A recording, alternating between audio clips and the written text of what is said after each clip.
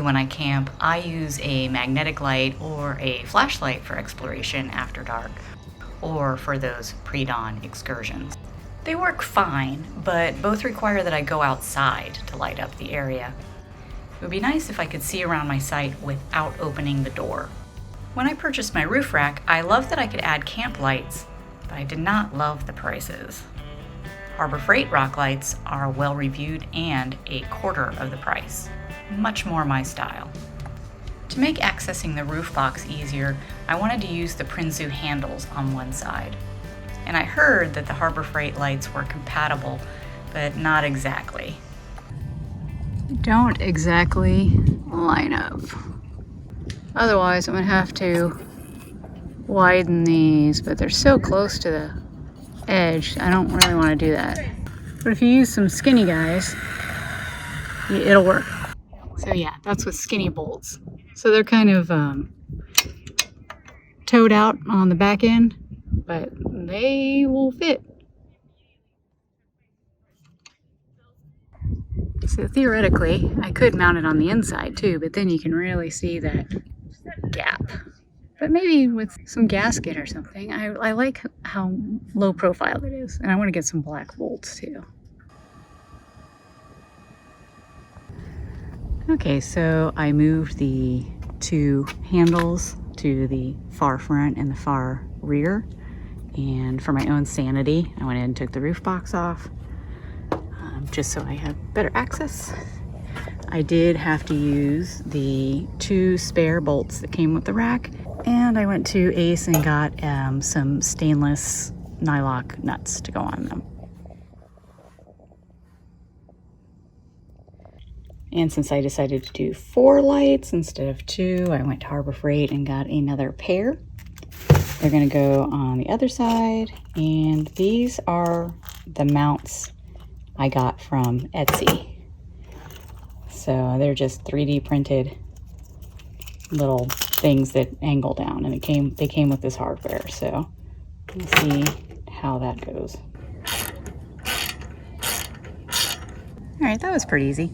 The bolt is a T25 Torx, just like the other Prinsu ones, and the nylock nut is a 7/16. And there's a little ridge that goes right in this slot, and I just kind of centered it, trying to match the one across the way. Easy peasy. All right, so I got the other mount on over there. It doesn't exactly match this one because I have this spare bar here, and I even had to nudge it a little bit to allow enough room for that. I only have so much space because then I hit the antenna, and you know, things would have been easier if I hadn't already put the handle on. Of course, I could take it back off and do it again, but I was able to reach those with an extension, so it wasn't too painful.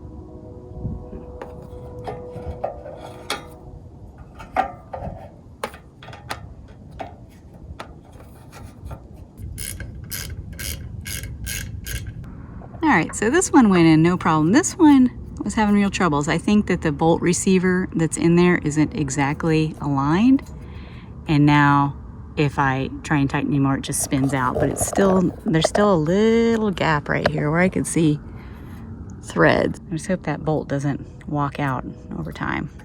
I probably should have Loctited it, but I keep having to move things repeatedly, so I'm a little leery of Loctiting anything. Also, by the way, that is a T10 Torx.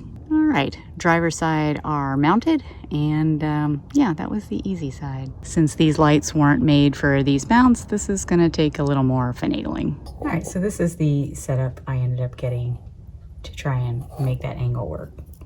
6/32 by 3/4 little socket head Allens with a washer and a lock washer and a nut.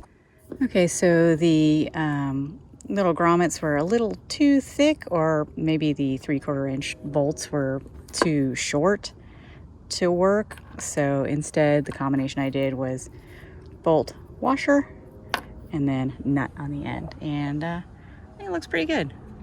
You can't even really tell from the outside how towed outward they are on the inside. But it works. I did forget to put my little lock washers on there. So yeah, we'll see how they hold up. both of them are up there. Look pretty good, I think. Totally forgot I was going to try and mount them on the inside, but you know, I think they look fine on the outside, and it's probably much less headache doing it that way. So now we just gotta wire it all up. So then what you're gonna do is you're gonna put, we're gonna start at that end, so we're gonna take this whole thing with us. Okay. I gotta get some heat shrink so we can put it over top of it so it's watertight, so we don't want it short out. So I'm gonna put heat shrink on this, and then we're gonna do it on the other end, heat shrink on that one. Then we're gonna put this in there, clamp it. Just gotta get in there all the way. Okay. Heat shrink it on both. I might have to run and get some more. But I think we'll get today done, and then I can run tomorrow. Okay. We'll get a passenger side done. Yeah. Let's take this with us.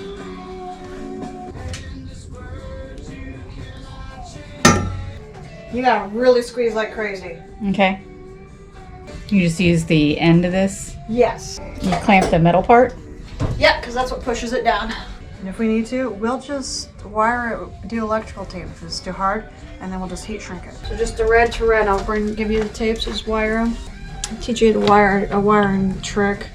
Make sure it's all spread out. Okay. Now wire them together. See how they stick together, and then they really stick together. Okay. Good connection. So usually what I do is I'll just tuck it down to one side. Mm-hmm. See how it makes it flat? We wrap them separately. Yeah, have to, yeah, because you don't want them to touch. They'll short out. Just wrapped around one side a couple times, and then I just pushed them together and then wrapped them together. Okay. So it gives that insulation in between. Mm-hmm.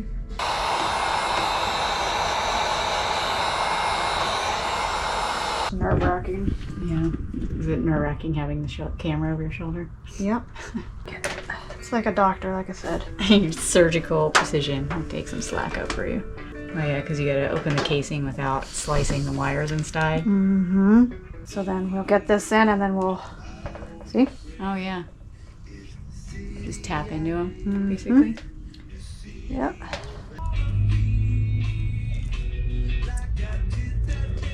You're gonna look like that. Okay. Cut that back. Put those in there. Probably run it that way, or wherever we run it. Probably cut this a little bit so it stays in a line, so we'll just cut it.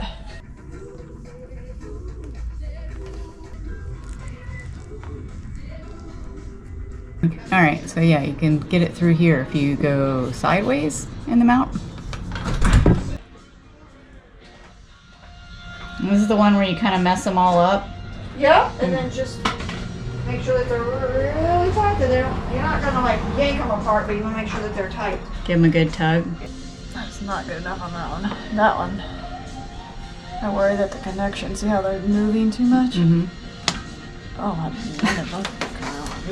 come on down. You tried. Here, hold this tape. We'll be here all day. We don't have all day. This is great. Just down in this little area. Okay. All right. So let's take the wire and measure it to the length of the hood thing and cut it off so we don't have to deal with it. Okay. Yeah, I think it'll just be better that way. Don't you? Yeah, absolutely. So we're going here. Oh, we have to do it underneath, so we're going to have to cut it out anyway, so. Yeah, we're gonna have to connect it to there, and then we're gonna string it into this groove. We should have strung it up underneath. Yeah. Okay. We're going to cut it. You sure it's enough? Somewhere between my hands. Cut it out there. And sure. I can imagine if we didn't have enough. Oh my god. Okay. And then my carpenter knife is down there. Up there, could you look? Okay, yeah. Too much slack.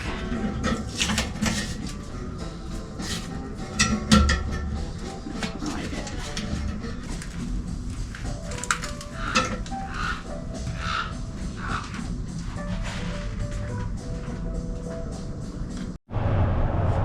All right, we've got both sides just sort of stuck in here, just strung around. And let's see if they work. All right, so they should be, I have them opposite. So one is going to be right, and our passenger, and 2 is left driver. So let's see. 2, 2. And both are on. And I still have one active, and yeah, so that's all good. Now I just have to do a lot of cable management.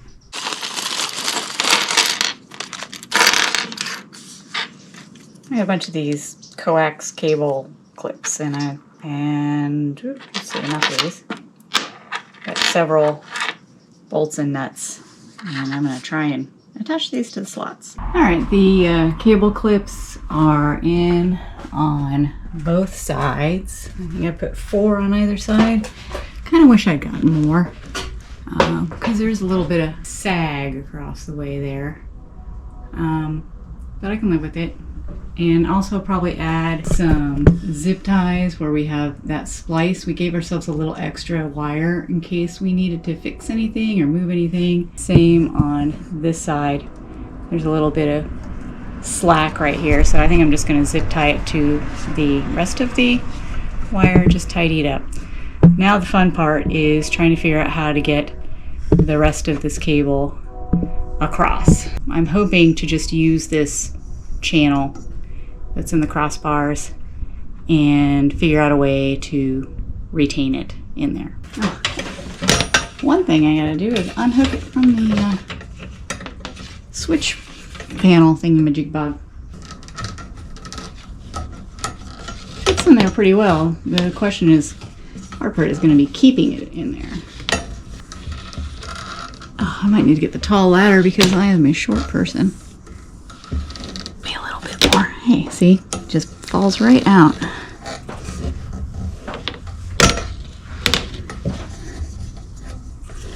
Alright, so I need to put my first rigged retaining clip in. Okay, so my idea is using a rubber grommet. Probably several of them, as many as I can reach, because they have a ridge in them, right? Kind of fits in this ridge. I think I'm just going to put a few in. How's it going? Oh, it's going all right. I got the side rail clips up, so these. Okay. They're a little it's a little baggier than I would like. Doesn't feel bad. Yeah, and I'm working on doing a cross. You see I got the rubber grommet, and I got one up here. Okay. So I'm just trying to, I don't know if it'll last, but we can try. Alright, so all of those rubber grommets are in. I used 1, 2, 3, 4, 5, 6. And now I have to take both of these, and I removed this front piece of gutter trim. And like I did with the light bar, I'm going to try and run it down here and into this channel. The thing is, now I have 2 cords, and you know, there's not a whole lot of room. So I think what I'm going to try and do, salvage this nylon wire loom from the light bar wiring, and I just took the wires out. So I'm going to try and string this into here and then tuck this into the channel. Yeah, that's not too bad. It's like Spanx for wiring. Hey, Douglas! Let me get my cat out of the engine bay. Hey! I might have to Google this. May fray when uncut and sealed up. So to prevent that, you have different options. It's a push. Just push that right up there. What? Now, will this big thing fit in this? That's another matter. Alright, I cheated. There is no way that this was going to fit in that channel. So it's literally taped on. And I don't know if it's going to hold. But we're going to give it a go. I used this 3M tape. I think I used this on the other side in the weather strip thing. I didn't put it under the weather strip this time because last time it left kind of a bulge there, so we're trying on top. Don't know how I feel about it, but I'm ready to move on. I've already taken off this little trim piece from here, so it's going to go in there. And to go across, my plan is to somehow tuck it under this weather strip, I think. No, there's a loom down. I mean, there's a loom going across here. So if I can get down there, I'm just going to hitchhike through these loops across.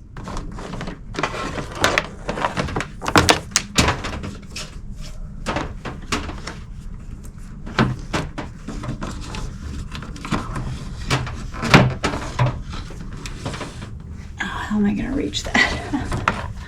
Not short people friendly. You know what? Zip ties are the answer.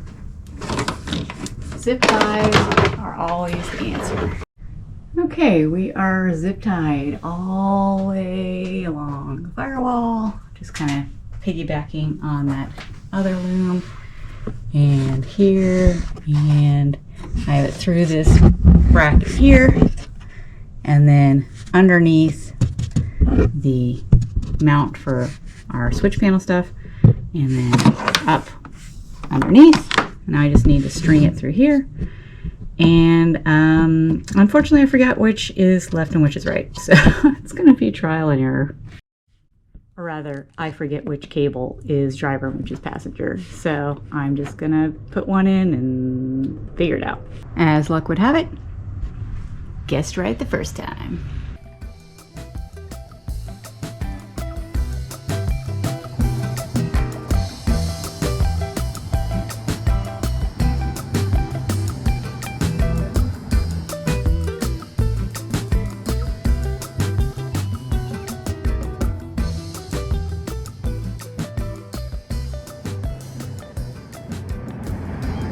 What do you think, Dougie?